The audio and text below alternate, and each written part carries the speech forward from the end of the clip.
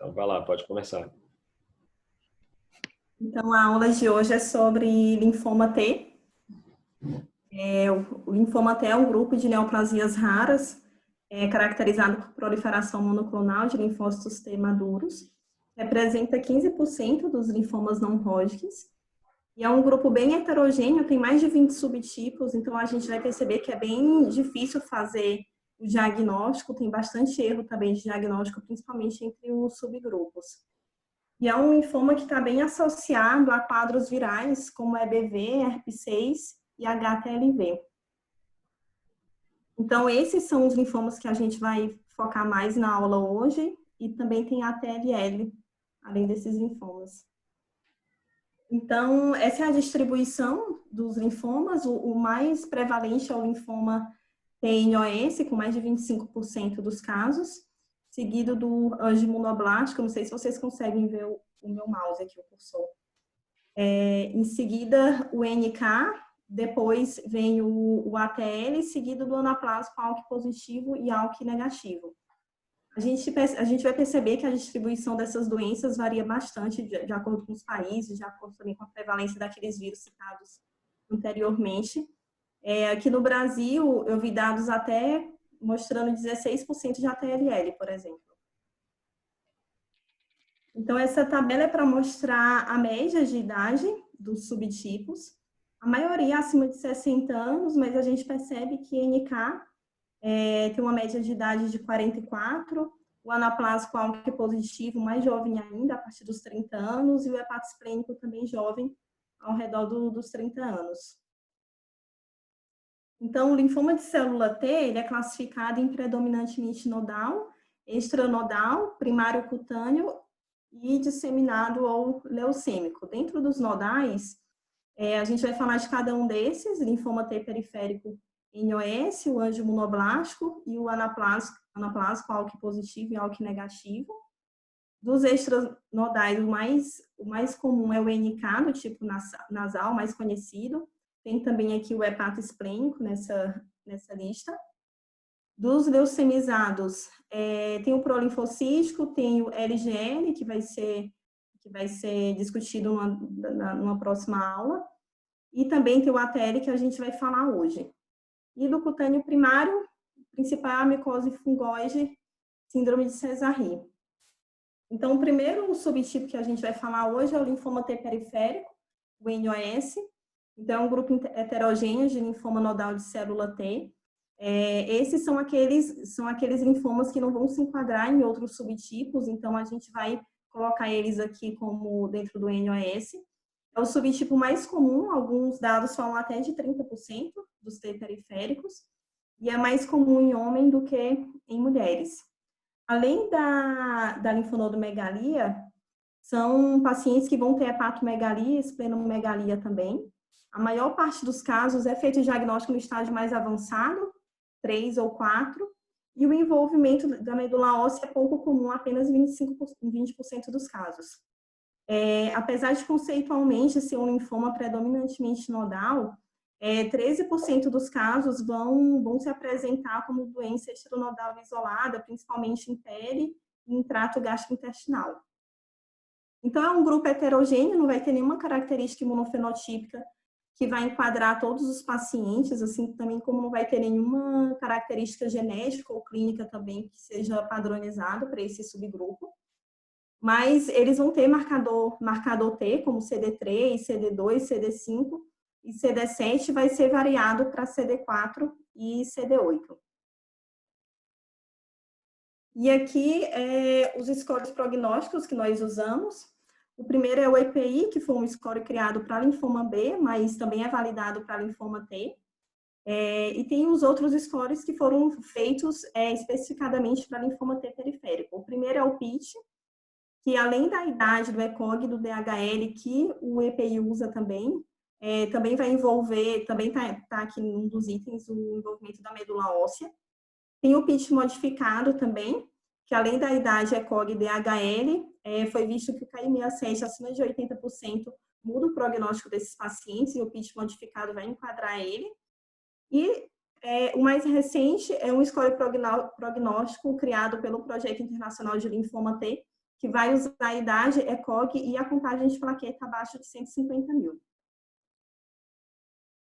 Passar agora para o linfoma anaplásico, também é um linfoma T predominantemente nodal, e ele é classificado em ALK positivo, ALK negativo. Antigamente, acreditava-se que o ALK negativo era apenas uma variante do ALK positivo, mas depois viram que são doenças geneticamente diferentes, os pacientes também eles se comportam de maneira diferente. Tem um anaplásico associado a implante mamário e o anaplásico cutâneo primário também.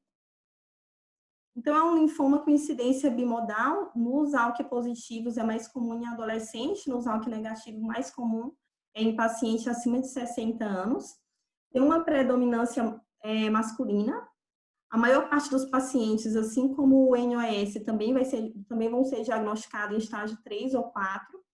E tem envolvimento extranodal, pele, trato gastrointestinal principalmente. A morfologia do linfoma anaplásico é essa célula grande, com bastante citoplasma, vão ter esses núcleos cerebriformes, esses núcleos diferentes. A translocação mais envolvida no linfoma anaplásico é a translocação 2,5. Então, uma porção do gene NPM vai se juntar com uma porção do gene AL, que vai formar essa tirosina quinase, que vai estimular as vias de sinalização de Erstat, RAS, e vai provocar a proliferação celular e a redução da apoptose. Falando sobre o imunofenótipo do anaplásico, o que a gente tem que lembrar é que tem forte expressão de CD30. Também são linfomas que vai ter marcadores de célula T madura, como CD25, CD45 e HLA-DR, e outros marcadores T, como CD3 e CD43. Aqui a gente vai ver uma variante que é chamada de nucel, que é uma célula que perde os marcadores de linhagem de superfície. Então, aqueles marcadores PAN-T não vão estar presentes na nucel, e a gente só vai conseguir diferenciar por características genéticas mesmo, pela imunistoquímica a gente não consegue diferenciar essas nucel. E, novamente, falando sobre genética molecular, a translocação mais conhecida é a 2,5, mas também pode estar presente a 1,2 em 10% do caso e a 2,3, translocação 2,3 em 5% dos casos. Sobre o prognóstico, esses 4 itens têm um prognóstico pior nos linfomas anaplásicos, então idade avançada, acima de 40 anos, beta-2 microglobulina acima de 3, o EPI e o ALK, que esse aqui foi um estudo retrospectivo, é o maior estudo retrospectivo que nós temos de linfoma T, que envolveu 1.314 pacientes, sendo que 159 deles eram de anaplásico. E foi aqui que a gente viu que o anaplásico ALK positivo tem um prognóstico bem melhor comparado ao ALK negativo e aos outros subtipos também. A gente percebe aqui pelo gráfico que o overall survival dos ALK positivos chega a 70%, se distanciando bem dos outros subtipos. Agora, sobre o linfoma angioimunoblástico, tem uma incidência mais elevada na Europa, chega a 28% dos casos de linfoma T lá. A idade é parecida com o anaplásico e o periférico PNOS, entre 60 anos. É mais comum em homens também do que em mulheres e é associado ao EBV e ao HERP6. E o linfoma angioimunoblástico, ele vai ter uma manifestação clínica mais agressiva comparada com os outros dois. Então, tem o início agudo dos sintomas, é mais prevalente também os sintomas B, chegando a 85% dos casos. É diagnosticado também em estágios mais avançados, como 3 e 4, e tem um envolvimento maior de medula óssea comparado aos outros dois, chegando aqui a 70% dos casos. É um linfoma que é associado à desregulação autoimune, então é comum a gente ver a presença de artrite reumatoide, anemia hemolítica, doenças tireoidianas nesses pacientes. Aqui é uma tabela mostrando as alterações laboratoriais que estão envolvidos também essa desregulação imune. Então, uma boa parte dos pacientes vai ter TAD positivo, vai ter trombocitopenia autoimune, alguns também vão ter hipergamaglobulinemia policlonal. imunistoquímica do anjo monoblástico vai ter expressão de CD3, CD4 e CD10. Esses marcadores aqui da segunda linha, eles vão diferenciar de outros linfomas T, eles ajudam a diferenciar. É o CD21, CD23 e o CD35 em células dendríticas foliculares. E é um linfoma que, assim como os outros subtipos de linfoma T, confunde bastante com outras doenças linfoproliferativas benignas. Então, o PD1, BCL6 e o CD200 ajudam a gente a diferenciar dessas doenças benignas. Sobre a citogenética, não tem nenhuma alteração característica do linfoma angiomiloblástico, mas é comum a gente ver trissomia do 3, do 5 e um cromossomo X adicional. E recentemente viu-se associação com TET2, IDH2 e DNMT3A. O linfoma angiomiloblástico também vai ter um score prognóstico específico para ele, então, que envolve a idade acima de 60 anos e ECOG, doença extranodal acima de um cisto, a presença de sintomas B e plaqueta menor que 150 mil. Até um fator a gente considera como baixo risco e acima de 2 fatores vai ser alto risco, chegando a uma sobrevida global em 5 anos de 24% só. Falando agora sobre tratamento, o primeiro estudo que eu vou mostrar é um estudo alemão, que foi onde participaram 343 pacientes, de 1993 a 2007, teve um follow-up longo de 43 meses, e dos 220 pacientes que participaram, 289 pertenciam aos subgrupos mais comuns, que foram esses que a gente falou até agora, mais o NK, que é o próximo linfoma. Só para lembrar novamente a questão do prognóstico bom do ALK positivo, então, um gráfico, esse gráfico da direita é um de overall survival, da esquerda de sobrevida livre de evento, que mostra um dado bem melhor para ALK positivo comparado aos outros subtipos. Então, esse é o primeiro gráfico sobre o tratamento, ele pegou pacientes mais jovens, abaixo de 60 anos, com DHL normal, e ele comparou 2 braços. O primeiro é 6 ciclos de CHOP, na qual participaram 41 pacientes, e o outro braço eram 6 ciclos de CHOEP, acrescentando o etoposídeo, e também participaram 42 pacientes. E o que a gente percebeu é que a PFS em 3 anos do grupo do CHOEP é bem melhor, chegando a 75%, comparado ao grupo que usou só o CHOP, que deu uma média aqui de 51%. Quando a gente pega o gráfico do overall survival, não teve diferença estatística, mas de PFS, que é esse gráfico aqui, mostrou um resultado bem diferente entre os dois braços. Continuando nos pacientes jovens, abaixo de 60 anos e com DHL normal, quando ele separou só os pacientes anaplásico ALK positivo, o gráfico de sobrevida livre de evento também foi melhor no grupo com etoposídeo, chegando a uma PFS de 91%, comparado com 57% do grupo que não usou etoposídeo. E esse outro gráfico é dos demais subtipos, são todos aqueles, menos o ALK positivo, que não mostrou diferença estatística entre o grupo com etoposídeo e sem. Então, a conclusão aqui desse estudo é que realmente os pacientes ALK positivos, anaplásico ALK positivo, teve resultado melhor com o CHOEP. Nos outros subtipos não teve diferença estatística, quando a gente compara o CHOP com o CHOEP, mas ele sugere que para todos os pacientes abaixo de 60 anos, independente do subtipo, você deve usar o CHOEP. Naqueles pacientes mais velhos, acima de 60 anos, continuar usando o CHOP a cada 21 dias, a cada 14 dias não mostrou melhores resultados, como primeira linha. Então, abaixo de 60 anos, usar CHOEP, independente do subgrupo, do subtipo, e acima de 60 anos, o CHOP 21. Esse próximo estudo é um estudo sobre DA-EPOC, é um estudo prospectivo com 41 pacientes, idade média de 64 anos também. Teve um follow-up de 2 anos, e a maior parte dos pacientes era o T periférico NOS e o angiomonoblástico. Então, não sei se vocês conseguem ver direito, talvez esteja pequena aí na tela de vocês, mas o primeiro gráfico é um gráfico de PFS e overall survival, Então, ele mostrou dados positivos, aqui é um gráfico que usa todos os pacientes, independente da idade, e ele mostrou um overall survival de 73% e uma PFS de 53% em 2 anos. Quando a gente pega o gráfico B, que é um gráfico para pacientes jovens, então que ele separou aqueles pacientes abaixo de 60 anos, ele mostrou dados ainda melhores, com uma PFS de 62 anos e um overall survival de 82%. 62% e 82%.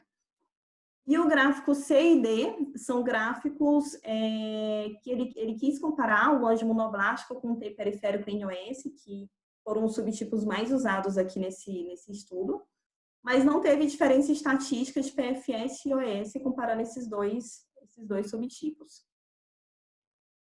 O próximo estudo é o Echelon 2, que é um estudo que ele comparou um braço com brentuximab e a ciclo, vincristina e prege, e o outro braço com CHOP. Cada grupo teve 226 pacientes. Então, foi um estudo randomizado, duplo cego, fase 3. E o critério de inclusão desse estudo era pacientes com CD30 positivo acima de 10% das células, mais de 10% das células, e que não tinham tratamento prévio. Eles fizeram praticamente com todos os subtipos mais comuns. Então, usou anaplasma ALK positivo, negativo, e o periférico anjo monoblástico e os outros em menor porcentagem. Esse primeiro gráfico é um gráfico de PFS.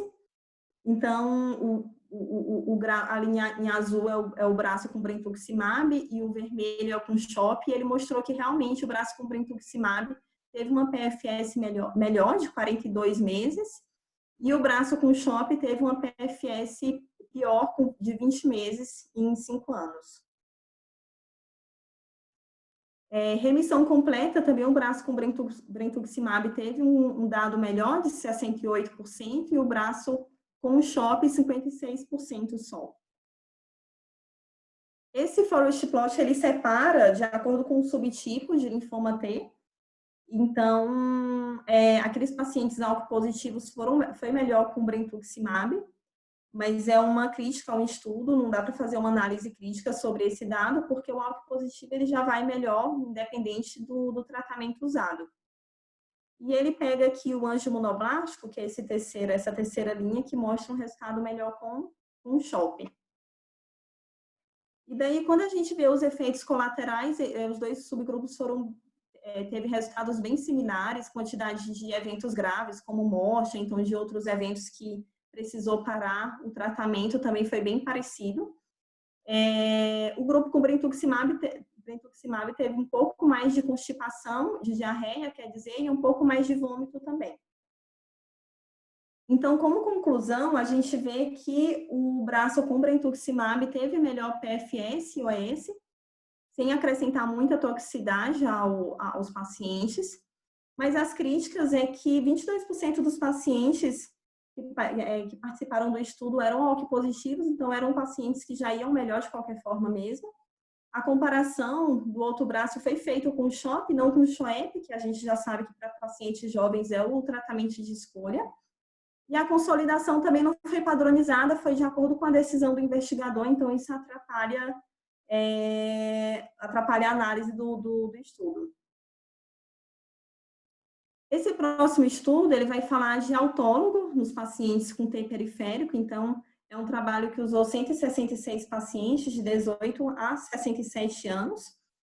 Os critérios de inclusão foram esses aqui do quadro, e eles excluíram aqueles pacientes ALK anaplásico ALK positivo.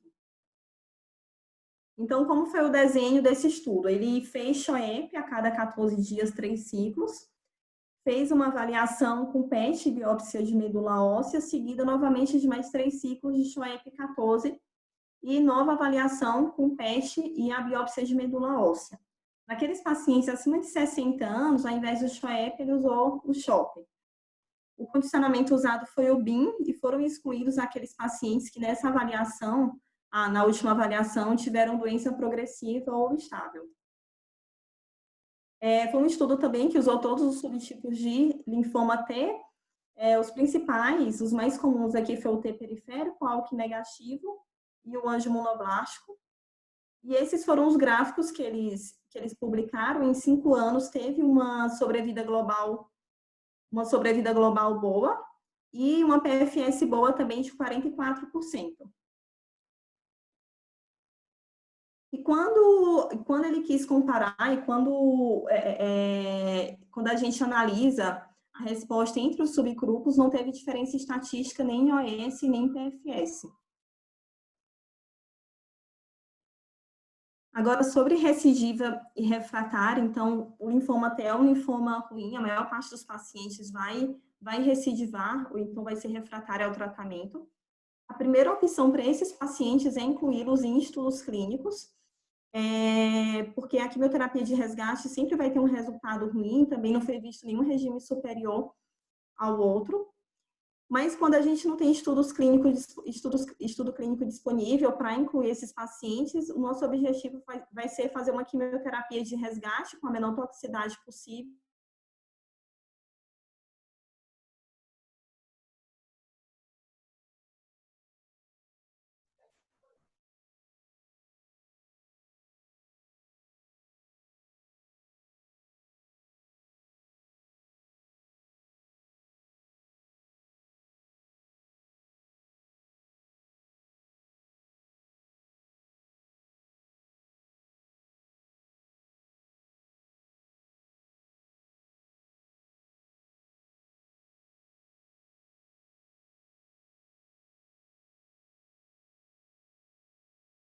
Falando sobre o autólogo, foi um estudo que usou também quase todos os subtipos de linfoma T, os mais comuns pelo menos, o T periférico NOS, o anaplásico, o angiomonoblástico. E ele mostrou resultados bons, resultados positivos, com uma PFS chegando a 44% em 5 anos, que é esse gráfico B. Aqui ele quis comparar os subtipos de linfoma T, mas não teve nenhuma diferença estatística, nem em sobrevida global e nem em PFS. E agora falando sobre recidiva e refratário, o linfoma T é um linfoma ruim, então a maior parte dos pacientes vão recidivar, então vão ser refratários ao tratamento.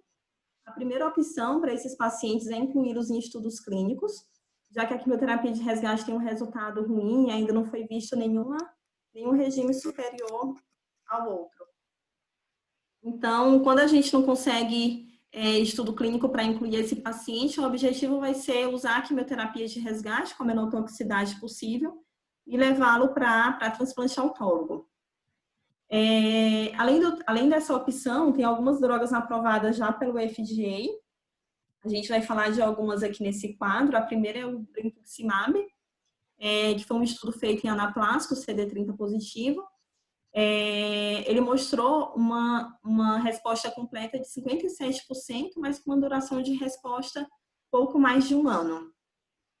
O pralatrexato, que é o mantifolato, foi um estudo feito com todos os linfomas periféricos, teve uma resposta completa ruim, de 11%, e com uma duração de resposta de 10 meses só. O romidapsin também foi um estudo feito com todos os linfomas T periférico, com uma resposta completa também baixa, de 15%, e uma resposta um pouco mais duradoura de 17 meses. E os outros foram combinações de quimioterápica, ele usou GDP, GEMOX, DAP, mas todos eles com uma média de duração de resposta muito baixa, de 2 meses, 6 meses. Então, a melhor opção mesmo é fazer uma quimioterapia de resgate que você tiver disponível e levar esse paciente para transplante autólogo.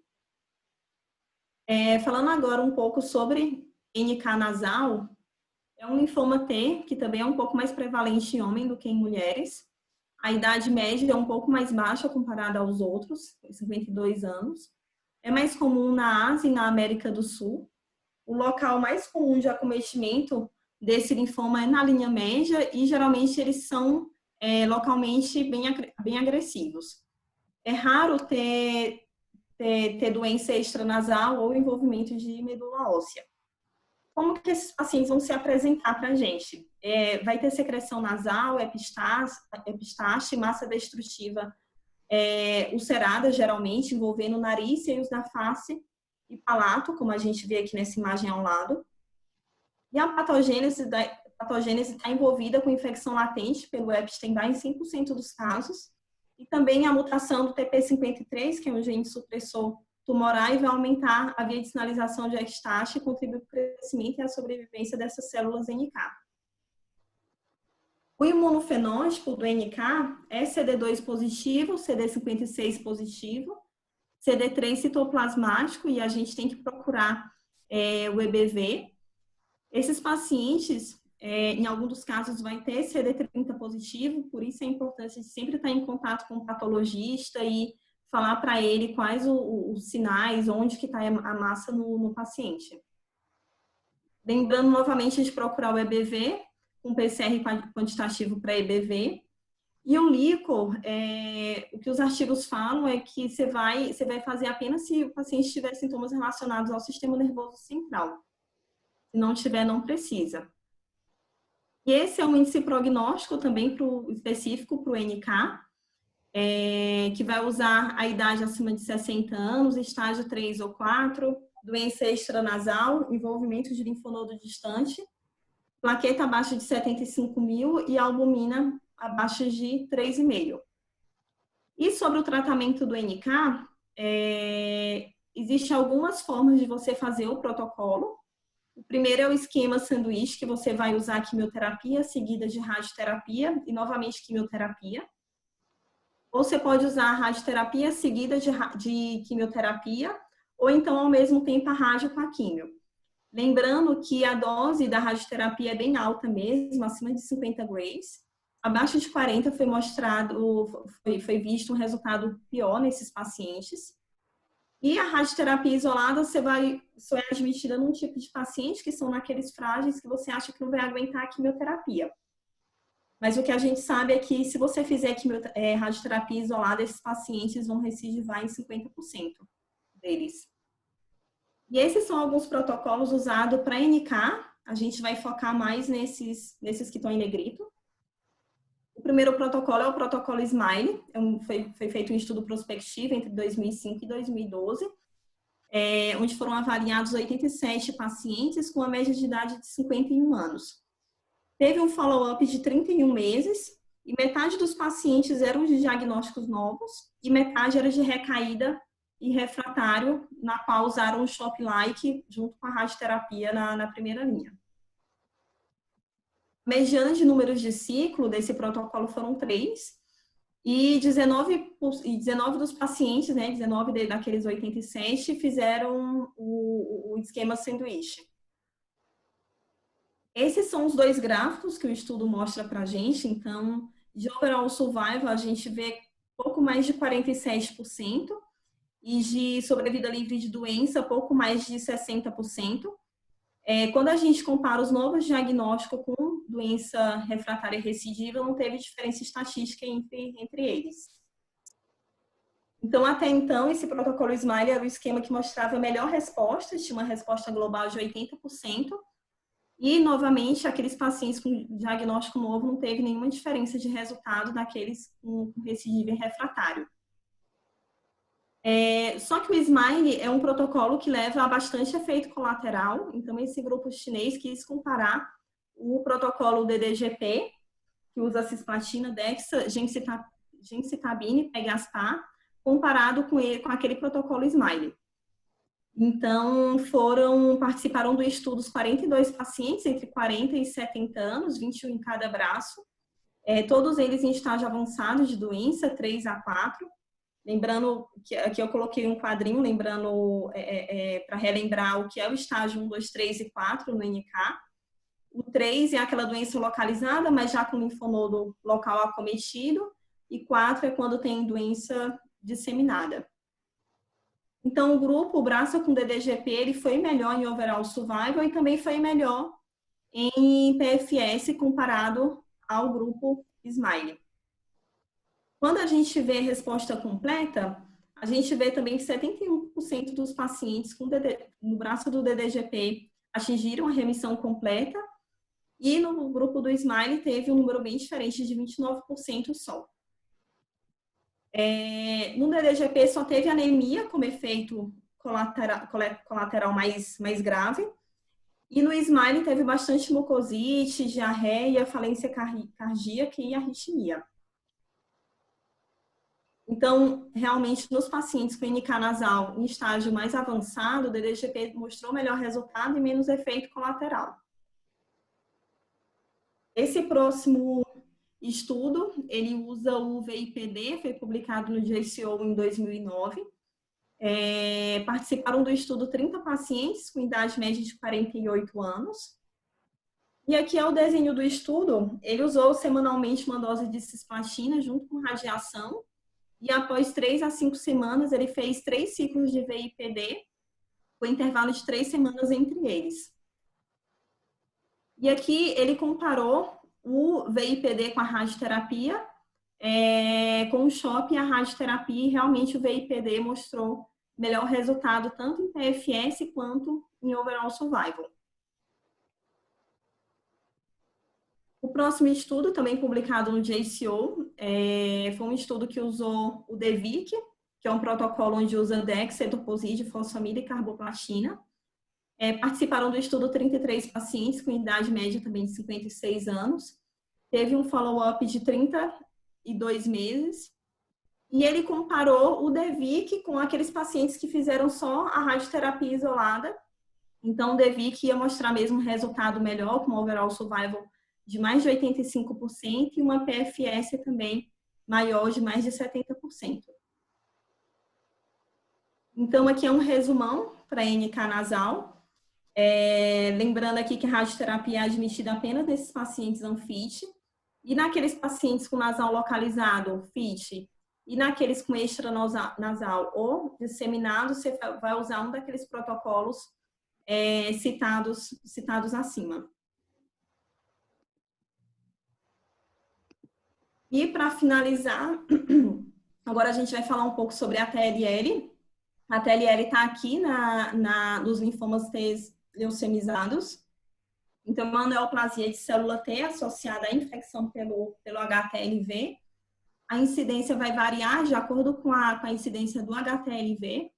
É um pouco mais prevalente em homem do que em mulher e a idade média de 60 anos ao diagnóstico. Lembrando que o HTLV é um vírus que está presente em 10 milhões de pessoas pelo mundo. A forma de contaminação mais comum é por amamentação. E o risco de pacientes com HTLV desenvolver ATLL é 5% em 5 décadas.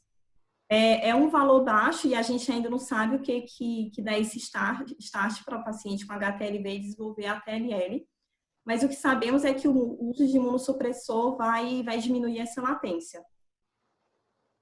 Então, a ATLL é subdividido em formas agressivas, que é a aguda e a linfomatosa, e na crônica e na smoldering também. A crônica, 10% dos casos só, geralmente se apresenta com lesões cutâneas, linfadenopatia leve, linfocitose estável, com uma sobrevida que chega até a 5 anos, se tratado. E o smoldering, 10% dos casos também. A maior parte dos pacientes é assintomática e quando desenvolve sintomas é por lesões cutâneas e pulmonares. E a sobrevida parecida é de 3 anos.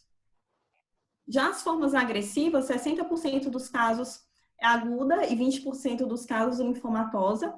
E é um subtipo do ATLL mais agressivo, né? Então, vai ter linfadenopatia massiva, hepatosplenomegalia, lesões osteolíticas em outros órgãos, principalmente pele. O paciente vai se apresentar com hipercalcemia e DHL elevado. E é um paciente que funcionalmente é imunocomprometido, então eles têm mais chances de desenvolver uma pneumocistose, estrodilodíase, criptotóxico e sepse bacteriana. A morfologia da ATLL é a famosa flower cell. Então, a célula vai ter o núcleo convoluto com a cromatina condensada e esse citoplasma basofílico, não vai apresentar nucleolo também. E o imunofenótipo vai vir positivo para CD4 e CD25 e negativo para CD7, CD8 e CD26. Lembrando que quando o paciente se apresenta com lesão linfomatosa, a gente vai ter que fazer a biópsia excisional. Você tem que fazer o diagnóstico também do HTLV principalmente por ELISA, e quando o ELISA vem negativo, você pode usar o PCR. Tomografar o paciente com tomografia de pescoço, tórax, abdômen, pelve, ou então usar o PET. E sempre nesse paciente fazer a avaliação de sistema nervoso central com imagem e líquor. Alguns estudos falam também de avaliação do trato gastrointestinal, porque tem uma porcentagem relativamente alta de pacientes que vai se apresentar com lesão em trato gastrointestinal. Então, você tem que fazer a endoscopia. Essa primeira meta-análise sobre o tratamento de ATLL, foram incluídos 254 pacientes em 3 países, não são 3 centros, e ele separou em terapia antiviral e quimioterapia. Como é um estudo retrospectivo e de vários centros, o tratamento não foi padronizado, mas quando a gente fala de terapia antiviral, a maior parte dos casos usaram o AZT e o interferon, e quando a gente fala de quimioterapia, a maior parte dos casos usar um CHOP. Então, esse primeiro gráfico é um gráfico de overall survival, que mostrou que os pacientes com crônico e Smolder mostraram melhores resultados, com uma média de overall survival em 5 anos de 76%, e aqueles pacientes com a forma agressiva, aguda, linfomatosa, o resultado pior. Quando a gente separa, quando a gente compara por tratamento, aqueles pacientes que usaram a terapia, pacientes que usaram a quimioterapia. E aqui, separando por subtipo de ATLL, o ATLL crônico foi melhor com a terapia antiviral, com overall survival em 5 anos de 100%, bem diferente daqueles pacientes que usaram a quimioterapia, que usaram o CHOP, que mostrou um overall survival de 42% só em 5 anos. No linfomatoso, que é uma doença já agressiva, as 2 terapias mostraram resultados ruins, mas a quimioterapia foi melhor, com uma overall survival de 18% em 5 anos. E no agudo, a terapia antiviral foi melhor, com uma overall survival de 28% em 5 anos, quando comparado à quimioterapia. Aqui é a dose do AZT e do interferon, se alguém quiser anotar depois. E alguns outros anticorpos estão sendo pesquisados para a ATLL, o alemtuzumab e o MOGA também, que é uma droga que é usada, que está disponível só no Japão. É o anti-CCR4 e é usado em crônico e linfomatoso, mas eu não vi nenhum dado de outro país que use essa medicação. E aqui, para resumir, o tratamento do ATLL, na forma aguda, você vai usar o tratamento antiviral com AZT e um interferon, lembrar da profilaxia intratecal. Na forma linfomatosa, você vai usar a quimioterapia. O CHOP tem esse outro protocolo, LSG-15, que é um protocolo que é japonês, que usa bastante quimioterapia. E eu também não vi nenhum outro lugar que use ele, só o Japão mesmo. E o Smolder e o crônico, você vai usar, assim como o agudo, vai usar o interferon e o AZT. E falando um pouco sobre o transplante ATLL, esse é um estudo também retrospectivo que usou 417 pacientes. Usou do aparentado, tanto aplo como idêntico, não aparentado e cordão. O condicionamento, na maior parte deles, foi o SAI-TBI ou então o BUSAI. A maior parte dos pacientes não estava em remissão completa quando foi ao transplante, e o endpoint primário foi o overall survival. E aqui o que eles mostraram é que os pacientes que foram melhores em overall survival foram aqueles com um HLA idêntico aparentado, uma média de pouco menos de 10 meses. E um overall survival em 3 anos de 41%. E o que eles viram é que paciente acima de 50 anos, de sexo masculino, com ausência de remissão completa quando foi ao transplante e doador cordão foram pior. Lembrando que no ATLL você tem que fazer a profilaxia para a pneumocistose, além da infecção viral e da fúngica que a gente já é acostumado a fazer. Fazer profilaxia para estrongiloidíase também, com ivermectina e albendazol. E lembrar da profilaxia intratecal sempre, nesses pacientes com ATLL. E a conclusão da aula toda é que o ATLL talvez seja o linfoma que a gente mais tem que estar em contato com o patologista, Então, é importante para o patologista saber onde que está a massa, como que o paciente se apresentou, quais os sinais e os sintomas que o paciente, que o paciente apresentou. Lembrar de pesquisar o vírus de acordo com o subtipo do linfoma T. E lembrar também que nem todo linfoma T é tratado com CHOP e CHOEP. É isso. Esse foi o último slide.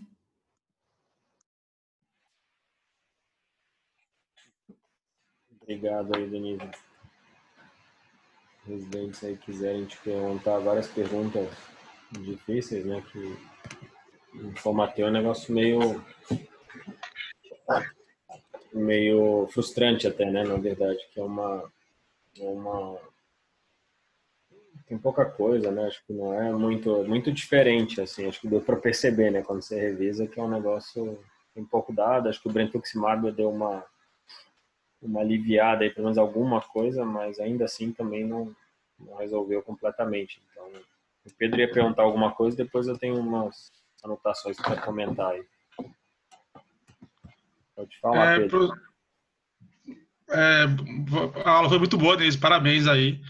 Eu tenho uma dúvida, professor, em relação à consolidação do T. São duas dúvidas, uma do T periférico e uma da TLL. Eu posso falar primeiro do T periférico, que foi depois passa para a TLL.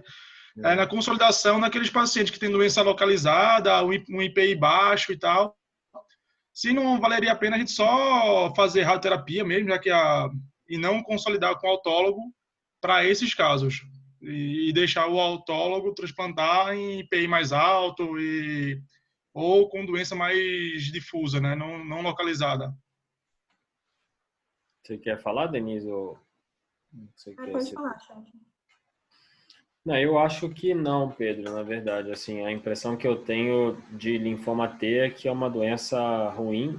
Então, pessoalmente, eu acho que se eu tendo um T periférico localizado, eu até tenho uma paciente mais antiga, até não, a gente fez uma discussão recente, acho que um de vocês participou, acho que não sei se foi o Kainan ou se foi o Vinícius, né? Mas a gente até, eu ia colocar esse caso, depois eu vi que estava antigo, estava mais difícil de discutir, mas era uma paciente com um T periférico localizado. Na época, o primeiro médico dela tomou exatamente essa decisão, não transplantou, ela veio para mim, na época, com 62 anos, recidivada, e eu nunca consegui fazer ela entrar em remissão. Ela entrou em remissão com um CHOP, mas nunca mais entrou em remissão. Então, acabou... E aí, várias linhas de tratamento, até eu segurei com alguns tratamentos, ela teve uma recaída meio crônica, sabe? Que nem alguns Hodgkin, assim, ela ficou um tempo bom acompanhando com doença, mas com alguma qualidade de vida, mas realmente foi bem frustrante, até conseguiu para latrexato, tomou umas doses, mas um medicamento super caro e acabou que ela não conseguiu manter o medicamento e faleceu de progressão de doença. Então, acho que é parecido com outras doenças em hemato, assim, se pensar algumas doenças que a gente não leva tanto em consideração o estadio precoce para uma tomada de decisões, assim, quando é uma doença biologicamente mais grave, né? Então, eu, pessoalmente, consolidaria igualzinho. Acho que até parecido com o LLA, no sentido de que depois você não consegue resgatar, né, talvez. Só que tudo isso é baseado em opinião pessoal. Então, pode ser que não tem trabalho para responder, né, e nem é baseado no caso dessa paciente também, que acho que também não é legal, uma medicina baseada em um caso, né? Acho que é legal a gente sempre... Eu acho que é um contexto, na verdade. Acho que é dentro de um contexto de neoplasia hematológica de alto risco de recaída, se você puder consolidar com o autólogo nesse grupo de doenças, talvez seja bem-vindo. Eu acho que eu pensaria até o contrário, que bom que é localizado, que daria chance da paciente se curar, talvez, maior do que se não fosse. Entendi, Eu percebia que independente da doença ser localizada ou não, esses pacientes vão recair. Exato. É melhor você levar ela para transplante em remissão completa ali na primeira linha do que Exatamente esse o raciocínio.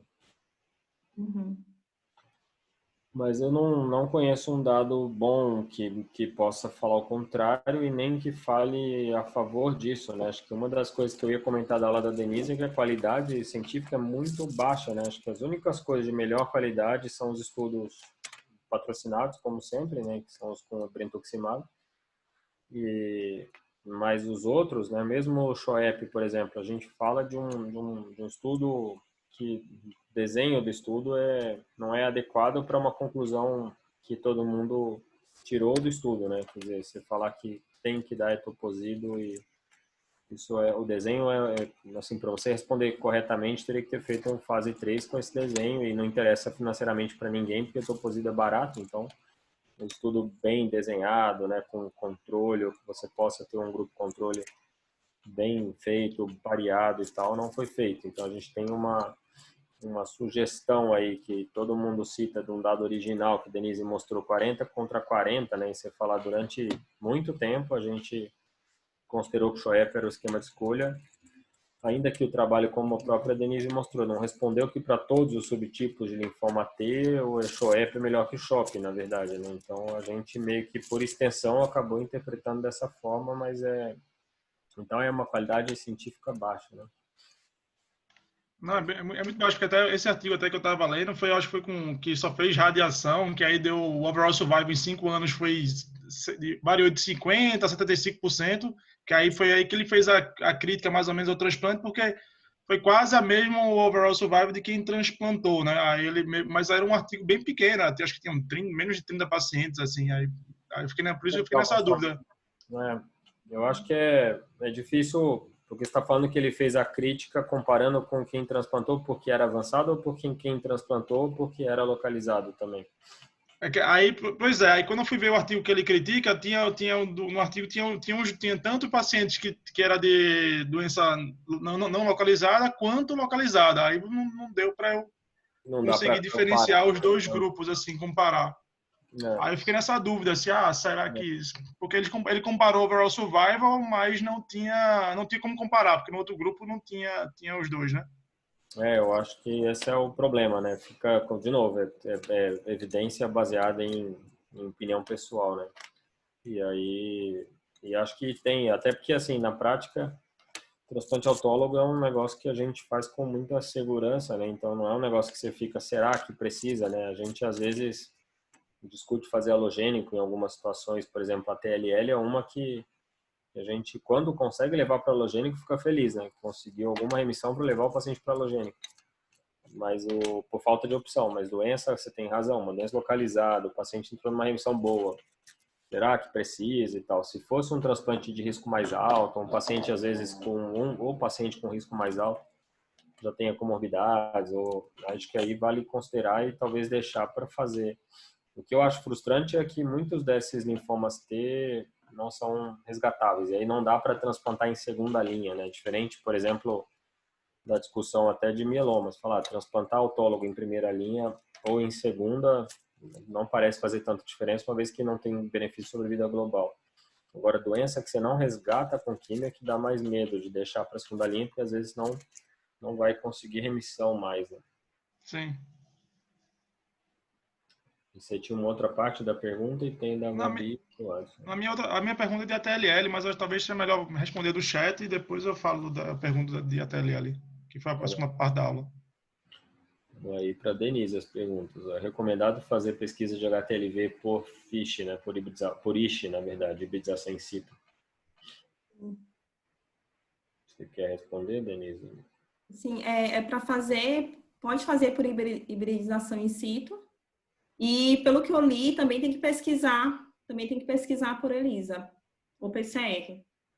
Geralmente a gente faz PCR em todos os pacientes, porque quando tem sorologia positiva para a TLL e tem a sorologia positiva, geralmente já dá para ficar fortemente suspeito, mas como a gente usa a PCR do sangue, inclusive para controle da doença, né? Então no halogênico, por exemplo, os casos que eu tive de halogênico fora do Brasil, porque aqui no Brasil eu só fiz uma paciente até agora que infelizmente a gente perdeu o time, levou para o transplante com doença, atividade, e ela recuperou e pouco tempo depois progrediu, dias depois, né?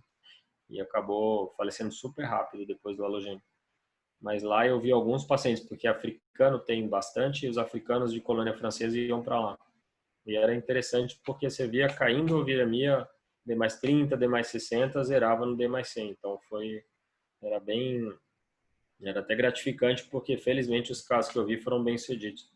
Não foram tantos também, mas me deixou com uma boa impressão. Assim, eu falei, no Brasil vai dar para fazer halogênico para TLL, e acho que a gente no privado pega pouco, acho que até por uma questão também de distribuição, que acaba tendo mais no SUS, e no SUS acho que não sei por que não chega para o transplante, pelo menos não sei qual é a frequência de ATLL que está tendo lá no ambulatório, mas eu acho que não, o Vinícius deve saber da base, que você viu mais aí, Vinícius, se tem ATLL transplantado no passado. Com a gente nunca nem foi mandado ainda, né? Eu acho que teve um que era para ir e acabou não indo, né? O Leandro vai ainda, vai agora, no meio do Vai agora, né? é.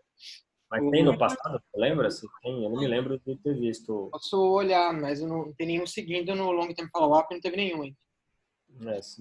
Talvez ninguém tenha sobrevivido, pelo menos. É que tem uns que estão sem segmento, mas nenhum vivo, teoricamente, nenhum.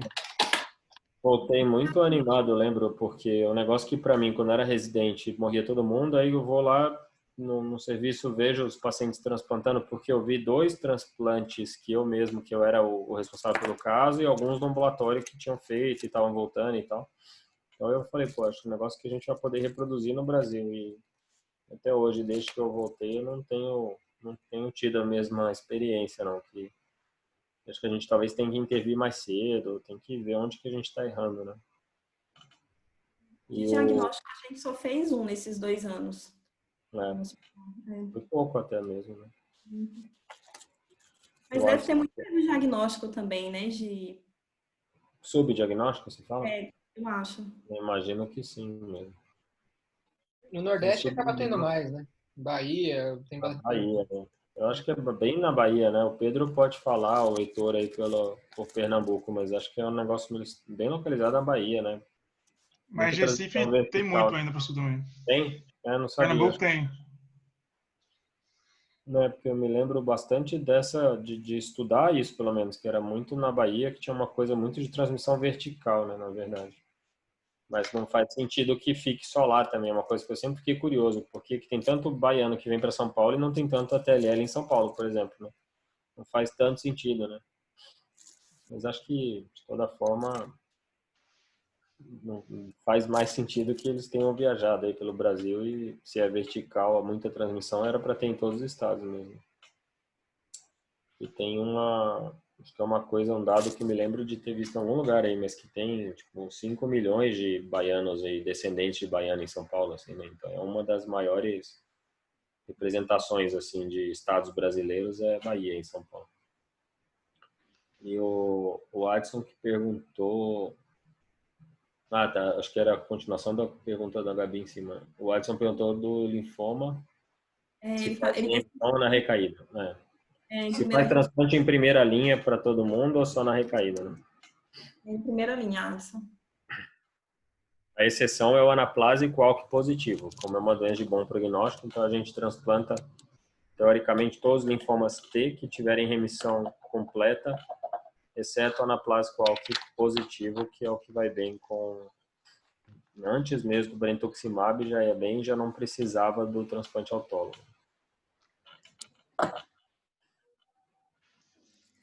E aí, deixa eu só ver as coisas que eu tinha anotado também, que quem quiser ir perguntando aí durante, ou mesmo o Pedro quiser falar de ATLL, já que você começou então, que você tinha alguma coisa para perguntar, né? Oi, professor. Tem a pergunta da TLL era se vocês veem com... Se vocês veem que o trióxido acênico faz um sinergismo bom com o interferon, né? Naquela navia na NF-kappa-beta, se ele poderia, se vocês veem, é uma medicação que tende a ser utilizada para a TLL junto com a azidovodina e o interferon, né?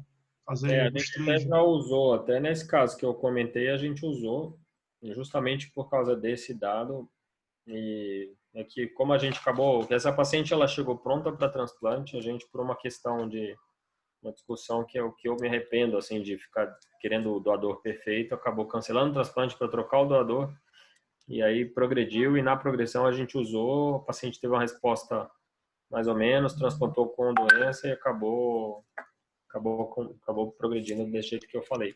Mas acho que faz sentido. Biológico precisa ser confirmado num estudo maior aí para a gente poder ter como uma recomendação de tratamento. Mas na prática vocês fazem mais mesmo um interfero com AZT e só, né? E aí não faz não associa o ato de cara, não. Não, pois é. Nunca na primeira linha, não sei se a gente deveria fazer. Eu acho que isso é algo a ser considerado, mas ainda não conheço uma recomendação formal nesse sentido ainda, né? Mas, Entendi. mas acho que faz sentido, se for uma coisa... A gente também tem pouco paciente na primeira linha, como eu falei, né? Até pelo fato de não ter muita ATL. Os casos que eu já recebi, tudo era paciente já recidivado. Acho que no privado mesmo, nunca tive nenhum caso novo de ATL. Então, acho que é uma coisa que nem falciforme, assim, mostra a nossa diferença óbvia que todo mundo sabe do país, né? O racismo econômico aí, né? Mas Sim. não tem muito mesmo no privado, né? Então, mas acho que é interessante, né? Não sei como tem sido lá no ambulatório, acho que não consegue fazer ainda, né? Atra também, né? Ato para os pacientes, né? Ato não. Porque é caro também. E Mas vocês doutor conseguem Otávio, na recidiva, né? De toda forma, na recidiva consegue, né? De APL, por exemplo, de LPA. sim. É difícil achar, é difícil a gente ter AZT interferon. Esse É, paciente do Vandro, a gente pra, né, então, o nosso buraco é sempre mais embaixo, né? O doutor Otávio está dizendo que nunca consegue AZT e interferon para aqui no estado de São Paulo, que só consegue pelo HC, não sei porquê, mas. Aí é porque todos os ATLLs que a gente diagnostica vai para lá. Então talvez seja até por isso que não tenha quase nenhum com a gente depois, né? Uhum. Então, eles têm uma associação com a Secretaria de Saúde que parece que é mais fácil liberar o AZT e o interferon. É uma burocracia, assim.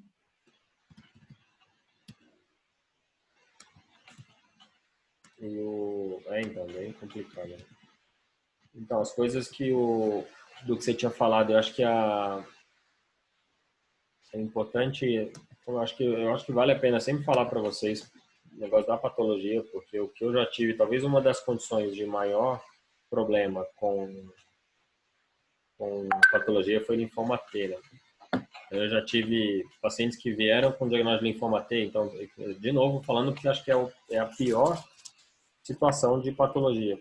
É uma das mais difíceis. Então, eu já peguei um paciente que veio com linfoma T para uma segunda opinião, porque está refratário ao tratamento e era uma leucemia mieloide aguda. Eu já peguei um linfoma T que veio para uma segunda opinião, que era um Rosai-Dorfman. Já peguei linfoma T, segunda opinião, que era Hodgkin. Então, assim, um monte de linfomas T, quando a gente revisa, não é linfoma T. E aí, inclusive, já peguei uma LLA-B, esse foi o pior, assim, faz um tempo, que estava como linfoma T periférico e era uma MLA-B. Isso tudo casos de lugares, o melhor laboratório de patologia do Rio de Janeiro, melhor laboratório de patologia de Belo Horizonte. Então não é que é muito difícil patologia de linfoma T. E acho que o patologista que demora muito, que te pedir, não sei quem lembra, não lembro quem estava nesse, mas teve um paciente meu, um menino jovem que morreu, até que a gente discutiu um caso recente. O caso dele, por exemplo, são 3 páginas de imunistoquímica. Então, assim, foram feitos, sei lá, dezenas de marcadores para ela afirmar que era um linfoma T anaplásico ALK negativo. E nunca respondeu direito a nada, um caso muito ruim também, mas até é difícil patologia de linfoma. Então, acho que é um negócio, patologia de linfoma T, eu acho, não adianta, lógico, todo mundo fala assim, mas eu não tenho patologista melhor, o que eu vou fazer, né? Eu acho que talvez o que você possa fazer é pedir uma revisão, sempre fazer 2, 3 laboratórios só para você não errar, né? Porque é muito uma relação de confiança isso. A outra questão que acho que eu já falei do Schweppes, acho que os estudos são muito pequenos, né? Do Echelon, eu acho que do Echelon 2, Eu acho que a Denise mostrou bem, mas tem que sempre considerar que, na verdade, é um estudo muito positivo para linfoma anaplásico, né? Então, tomem cuidado só, porque como é um remédio muito caro, né? O fabricante vende e promete mundos e fundos aí como se fosse a salvação da lavoura para todos os linfomas. E esse eu acho que é o slide importante aí. O linfoma anaplásico, ALK positivo, tem benefício. A linfoma T angiomoblástico, linfoma T periférico não teve benefício.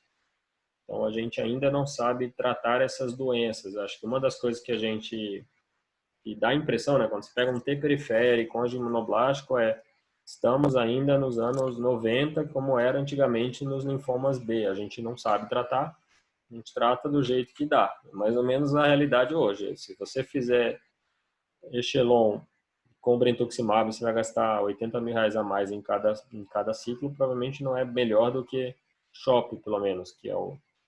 E aí, se você comparar também o trabalho SHOP-SHOEP, também não é muito melhor nesse cenário. Então, não está muito claro ainda como se trata essas doenças, né? Acho que é só tomarem esse cuidado aí que não é não tem tanto benefício, né? Não é para você usar o dado de um estudo. Não, o Echelon incluiu também angiomoblástico. Análise de subgrupo do grupo nunca é bom, mas nessa análise aí, em 54 pacientes com linfoma angiomoblástico, não dá a impressão que teve benefício. E a outra questão é transplante só, acho que é a pergunta do Watson, então só ia enfatizar isso para todo mundo, acho que todo mundo sair daqui hoje com essa ideia, né? Se tiver um linfoma T periférico, faça um transplante autólogo em primeira linha, exceto no anaplásico ALK positivo. E o Vinícius está calado aí também, se quiser falar, Vinícius. Tem que... Não, todo mundo falando bastante aí. O que é? Não, tá todo mundo falando bastante, tô deixando falar, tô escutando só. Na recidiva, eu acho que tem também que considerar o dado, né, que também é um dado disponível para anaplásico, então a mesma coisa, a gente, de vez em quando você vê o pessoal interpretando que tratamento de escolha para linfoma T recidivado também é brentuximab e não é verdade, né, acho que a gente está num cenário, linfoma T anaplásico é uma doença diferente das demais, e principalmente o ALK positivo, então é uma boa droga para essa doença, não é que seja o tratamento para todas as recidivas, né? Você quer falar alguma coisa, Vinícius, dessa parte aí? Ou Eu acho que vale a pena falar da... Eu sei que já falou da clínica, né, que chama bastante atenção, não só do angiomonoblástico, mas todo linfoma T pode dar muito sintoma inflamatório, né? A gente vê isso, o paciente chega com muita inflamação, muitas vezes você não acha de onde vem. Você já falou, né, também da questão da gente teve alguns pacientes que foram diagnosticados com Hodgkin e era linfoma T, né? A gente teve essa experiência, infelizmente, aí no serviço. O que eu ia falar? Esqueci o que eu ia falar. Eu ia falar mais do tratamento, acho que já foi falado bastante. Eu gostei do dado novo aí que saiu no último ASH, do DDGP versus do SMILE, né? Foi um pôster, na verdade, né? Mas eu achei legal, assim, o dado do SMILE já era interessante, né? Todos esses estudos aí são interessantes, mas o DDGP eu gostei, achei interessante aí, né? Assim, óbvio, né, que é da China, tal, né? Mas parece um estudo bem desenhado aí, dá uma animada.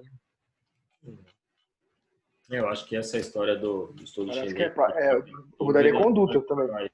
Eu concordo, né, Pedro? Nossa, eu achei legal. Eu sinto vontade agora de Eu fazer não faria mais smile, não.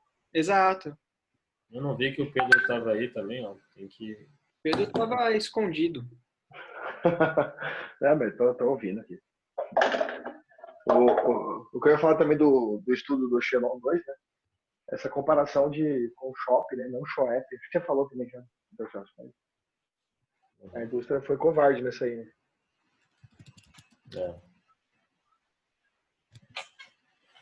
né? Como todo, né? A gente está bem acostumado aos estudos covardes, né? Acho que o estudo é feito para aprovação de droga e aí acaba que não responde para a gente como clínico, né? Mas pelo menos do ponto de vista científico, o melhor dado que tem são esses aí, o resto é pior ainda, né? Sim. Linfoma T é muito complicado, é um tratamento, né? Acho que quando chega em segunda linha, lembra do Felipe? O Felipe é um desastre, isso que eu falei. Esse caso do Felipe que eu falei, né? Que hoje eu fico na dúvida, será que era mesmo, né? Porque não responder a nada. Eu não fico na dúvida se não era uma LLA, porque eu acho que a patologia é tão difícil, né? E mesmo o Sim. patologista muito experiente, porque a impressão que dava é que tinha que ter consolidado com halogênico ele na primeira remissão, né? E aí O Lucas também foi bem estranho também. alguém foi umas T, não sei, realmente eu fico na dúvida até isso, até será que a gente tem problema com patologia, né? Pode ser que sim, a gente fica tranquilo com a nossa patologia, mas pode ser que não dê também, pô, todo mundo, por isso que às vezes dá vontade até de mandar um outro caso para rever, porque são decisões muito sérias, né? Você, às vezes perde o timing aí, um paciente jovem, o Felipe tinha menos de 18 anos, eu lembro que ele fez 18 anos e morreu dias depois, né? Mas o É. do NK só nasal, que também acho que era legal só comentar o que a Denise falou, acho que é enfatizar para todo mundo é importante ter o EBV da peça, né? Porque é parte do diagnóstico, né? Então, não, é o que a Gabi perguntou do HTLV, o que precisa, sem dúvida, é ter EBV da imunohistoquímica do TNK nasal, né? E aí realmente é interessante a doença, né? Que foi uma das situações curiosas aí da hemato, que eu vi essa evolução aí no começo aí da minha vida de hematologista, que era os hematos tratavam linfoma TNK nasal, dava tudo errado. E aí quando começou o oncologista a tratar, acho que é a única vez na história que o oncologista tratava melhor do que hemato, porque isso foi visto no Japão, né? Que os pacientes que tratavam como carcinoma de cabeça e pescoço, assim como tumor sólido, sobreviviam. E os que tratavam como linfoma T morriam. E aí foi por isso que todos os protocolos hoje são baseados em protocolos que se usaria em carcinoma, em doença de tumor sólido, que é essa químio, rádio, essas rádios em dose bem alta, né? Então, rádio sensibilizante, então você faz uma químio para sensibilizar para rádio, ou faz o que a Denise falou, né, sanduíche, ou de toda forma tem que envolver em algum momento químio e rádio em várias sequências aí de uma forma ou de outra. Então essa foi bem interessante a mudança aí de paradigma, né? E aí virou uma doença que tinha 20, 30% de sobrevida para uma doença com 80% de sobrevida e só que o que eu acho que era interessante falar dos protocolos entre DVIC, VIPD, SMILE e os protocolos de doença avançada, eu estou dizendo, os dados são mais ou menos parecidos, né? Então não é que seja obrigatoriamente, não está tão errado escolher um ou outro esquema, mas a gente usa, eu pessoalmente uso o VIPD, que é o que eu gosto mais, eu estou mais acostumado, então a gente faz a radioterapia, depois faz o VIPD. Então faz a rádio com cisplatina de radiosensibilizante e depois faz o VIPD no final. E aí o que eu queria só lembrar vocês, que eu também já vi alguns casos, segundo a opinião, a maioria, de falha de interpretação. Então o paciente fez uma rádio e o VIPD, ou um DVIC, ou um SMILE, e aí foi considerado refratário, então me encaminharam para transplante ou para uma segunda linha. E aí quando você vai discutir o caso, um paciente que fez um protocolo de rádio pesada, que eles fazem com 54 Gray, o PET não é bom, não é um método que vai estar negativo depois de tanta rádio, né? Então não é para você esperar um PET negativo, um Deauville 1, ficar preso a isso, né? O PET vem ainda com bastante captação, porque não sei se vocês viram já aí fazer, mas o paciente fica com o rosto todo queimado mesmo, né? É bem aqueles protocolos de rádio, o rosto fica queimado e toda a mucosa do nariz e todo lugar onde era a neoplasia dele. E é demasiado. Então, tanto ressonância como PET não são tão bons, na verdade. Você tem que fazer isso numa distância maior do final do tratamento, senão você se confunde. Então, não tem PET ínterim nessas coisas. É um raciocínio do hemato genérico, assim. Né? O cara fala, vou fazer no meio do caminho, faz um PET, vê se está respondendo. E, na verdade, um caso que eu vi, que era um paciente de Porto Alegre, o médico parou o VIPD no meio, porque um PET inteirinho estava negativo. e não tratou completamente o paciente e já começou a pedir opiniões aí de segunda linha. E, na verdade, esse paciente nunca recidivou. Até hoje ele não recidivou. Ele passa uma vez por ano comigo e nunca recidivou. E não precisou fazer segunda linha. Quer dizer, o cara que tratou ele em Porto Alegre até ficou bravo, assim, tipo, ele vai recair, não sou, tipo, ele não gostou da minha opinião de não tratar, não fazer segunda linha e aí ele acabou acompanhando aqui em São Paulo porque o médico original dele ficou bravo de não ter ido para uma segunda linha. Até porque também não tem muita segunda linha, né? Quando você olha e fala, você vai fazer o quê depois de fazer um negócio dessa intensidade aí? Eu acho que tomem cuidado nessa avaliação aí do que é doença ainda, né? Na dúvida, se você é muito ansioso e quiser fazer um PET meio precoce, o PET ainda tiver captando, certamente não faça segunda linha sem uma biópsia, porque provavelmente não é doença, é só captação residual e edema, mas se você é muito ansioso, faz a biópsia, mas não trata empírico, que não é correto, né? E eu acho essa comparação do Smile é muito curioso isso, né? Que o cara faz um trabalho, o Smile, o resultado é super bom. E quando põe o Smile de braço controle, o resultado fica ruim. Então também estudos muito pequenos, né? Esse trabalho aí, por exemplo, acho que eram 20 pacientes em cada braço, né? Acho que você mostrou no Era 20 em cada aí, braço. né? BDGP comprimido, Então, acho que não dá para a gente concluir. Acho que o importante é que são esquemas, todos eles são bons esquemas, dependendo de qual você teria que comparar o tamanho dos estudos, mas em geral são comparáveis, né? Os resultados são comparáveis. Tem uma revisão que está interessante, uma tabela naquele aquele Hematology of North America lá, tipo Clinical Hematology of North America, eu posso mandar para vocês, que eu acho que é legal porque ela tem uma tabela de faz uns anos, mas não tanto, eu acho que não é antigo, não. Eu acho que eu tenho no meu computador, eu mando. Que junta todos esses trabalhos, então dá para ter uma ideia aí de qual que é do resultado deles, e eu acho que é bem parecido. Depois eu mando, vou ficar procurando agora. Então é isso, né? E vocês aí, Pedro e Vinícius, têm comentários sobre clínica nasal? Né? Eu acho que mas geralmente ela pode aparecer com grande massa também, né? Acho que o Pedro não sei se ele estava já. Eu sei que o Felipe tá escutando aí também estava. Tem um paciente nosso que foi icônico, assim, ele estava com quase exoftalmia, né? Cresceu muito rápido, assim, a massa no olho dele. Foi questão, achava até que poderia ser um bucho e tal, mas foi questão de dias a semana. E respondeu muito bem nesse caso, o paciente ficou bem, né? Mas uma coisa que chama atenção também, muitas vezes, é que o paciente pode sanfonar, né? Ele responde rápido com o tratamento, só que depois a doença volta.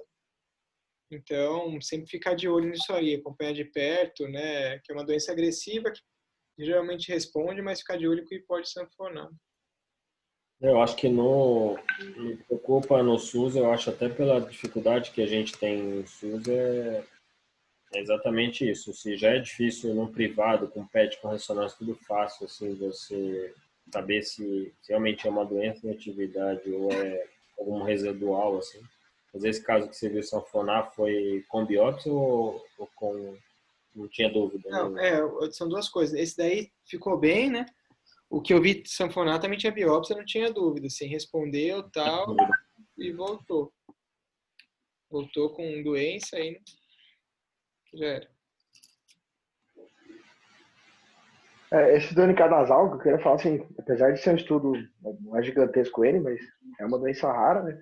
Eu acho que é o maior estudo, na verdade, que tem, comparativo, do DGP versus o Smile. Realmente, essa divergência do base controle do Smile, do retrospectivo, é estranho, né? Mas esse dado aqui, nosso, é prospectivo, aberto. Então, o estudo de 9 centros chineses, do colégio. É que são poucos casos, porque são poucos casos no geral também. Sim. Não, é que por mais que seja o melhor estudo, é ruim cientificamente, isso que eu estou dizendo, né? Porque... Sim. Mas pensando é o que tem para hoje, eu acho. Quero ver carti para carti, CLT, né? Também. Sim. Não tem É, muita coisa ainda, né? Não tem, é difícil. eu acho que esse aqui é o trabalho, eu achei aqui, o trabalho japonês até, a revisão. Eu acho que é legal porque ela, não sei se você viu, Denise, mas é uma revisão, um artigo de revisão. Mas não é da América do Norte, é do Best Practice of Clinical Rheumatology. Talvez seja esse. Não me lembro se é. Bom, mas é isso, podem falar aí, eu tô só procurando, não é esse, né? Não. Isso é bom também. Esse não é esse. O... Acho que é isso, né? E do ATLL eu acho que também a gente falou já, né? Até as coisas que eu tinha notado a gente já tinha falado também. Eu acho que o dado lá do estudo só de halogênico que você mostrou, ele é meio contraintuitivo ao que a gente faz de halogênico atualmente. Então acho que é comum acontecer isso de um trabalho mostrar que é melhor. Você tenta achar fatores de risco, né? De que ano que é esse trabalho japonês que você mostrou? Esse aí. Esse aqui é de eu acho que 2006 que foi publicado, 2007, Então, 2008. só tô dizendo assim, porque tipo, um trabalho atual que mostrar que doador aparentado é melhor do que os outros é bem raro, assim. Então, não faz tanto sentido em nenhuma doença, não seria nessa doença que faria. Talvez é porque 97, talvez ainda as pessoas ainda não sabiam muito bem fazer cordão e nem não aparentado, né? Então tinha muito problema, tinha muito vírus, muita infecção, então, mas Suporte acho é que pouco, né? né? Eu acho que é mais isso, né? Menor. E você mostrou ali no final, né, que era melhor fazer aparentado. Essas curvas, a curva é feia, né? Então você vê que é um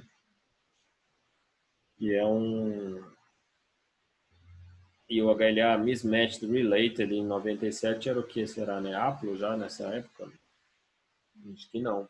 Devia ser, não sei o que é isso até, né? O mismatched related, porque acho que eles não deviam fazer Aplo ainda. Acho que é uma A coisa que Apple sai pós foi 2002, né? nos Estados Unidos, né? Mas não sei se É. o Japão chegou, é porque esse trabalho é 97 Então, nos Estados Unidos começou no começo de 2000, mas acho que as pessoas começaram a fazer, assim, é difícil,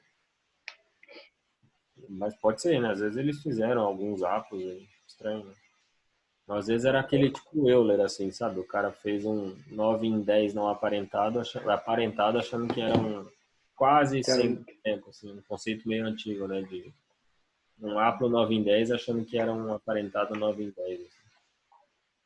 Mas não, é só porque o publicado em 2012 está escrito, né?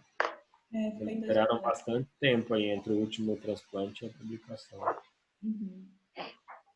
Não, acho que é só, acho que o importante, só para não, o importante é o transplante halogênico é o único tratamento para esses pacientes aí. Então, é algo que a gente faz com qualquer doador, assim. Por isso que eu estou dizendo, porque acho que talvez até o caso dessa paciente aí que a gente protelou, talvez esse tipo de trabalho que pode gerar confusão. Por isso que eu estou dizendo, sabe? Você está lá com um paciente que tem um doador 100% e tem um aplo. Ah, mas não tem muito dado de aplo. Aí você fala, mas quantos dados tem também esse? Por exemplo, esse tipo de estudo é um estudo de registro, né? Não é um estudo prospectivo que você consegue extrapolar aí, né? Então, eu acho que por enquanto é uma área que a gente tem pouco dado bom, né, de qualidade científica. O que mais que tem?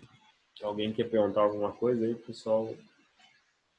Não tá, no início você elogiou que estava falando muito e só eu que estou falando no final. O pessoal se empolgou também, bastante gente perguntou, né? Mas é melhor assim. Eu acho que não, né? Foi a Gabi, o Watson e o Pedro, né? Pedro? Bastante tempo. Achei que teve mais perguntas até. Você falou que quando eu não estou, o pessoal pergunta, né? Então tem que eu participar. Nas aulas que eu dei, ninguém perguntou, então mais do que mais dobrou, sei lá. Né?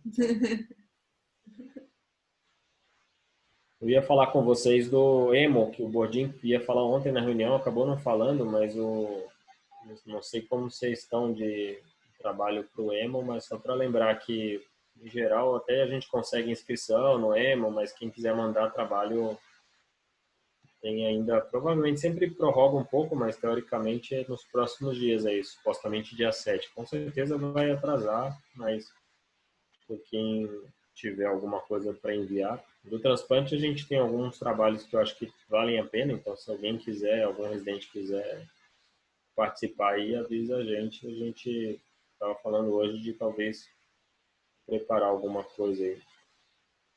Eu acho que alguma coisa a gente consegue fazer pro emo, aí talvez separar Vinícius e Pedro umas coisas pro emo, outras pro SPTMO, porque SPTMO acho que já não tem mais, né? Ainda dá, ainda dá. Enviar ainda? Acho que eu preciso ver, mas é agosto mesmo. Mas ainda dá. Hoje isso até, né? É. Acho que a gente pode meio dividir, talvez, né? Fazer um negócio meio a meio, assim. Realmente eu não sei, eu pessoalmente fiquei traumatizado, eu acho que eu mandei a tese do Matheus, eu lembro que foi isso até, eu mandei a tese dele, foi apresentada no ESH, aí eu mandei para o SBTMO e foi pôster, e o trabalho que ganhou o melhor trabalho no SBTMO foi tipo um trabalho que nunca foi publicado, assim, uma coisa, então eu falei, não, meio, a gente fica bem desestimulado, né, que você vê que não tem nenhuma justiça, teve o meu, um dos trabalhos do meu pós-doc que publicou na Leuquimia até, que foi o trabalho do holandês, ele foi pôster no SBTMO. E foi oral no ASH e foi publicado no Leuquimia. Então, tipo, não faz sentido, né? Acho que os caras não têm o cuidado, né, de...